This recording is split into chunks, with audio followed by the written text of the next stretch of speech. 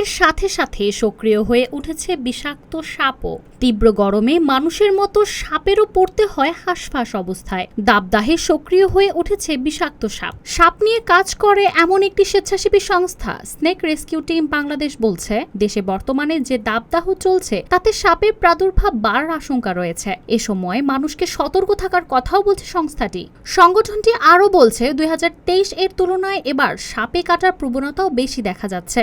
দেশের বিভিন্ন জায়গা থেকে তারা সাপের কামড়ে আক্রান্ত ব্যক্তিদের পরিবারের কাছ থেকে কল আসছে। এছাড়া সাপ উদ্ধারের জন্য তাদের কাছে ফোন আসছে। গত বছরের তুলনায় এবছর এমার্জেন্সি কলের সংখ্যা বেড়েছে। প্রতিদিন তারা 4-5টি এমার্জেন্সি কল পাচ্ছে। অতএব সকলকে সতর্ক থাকার আহ্বান জানানো হচ্ছে।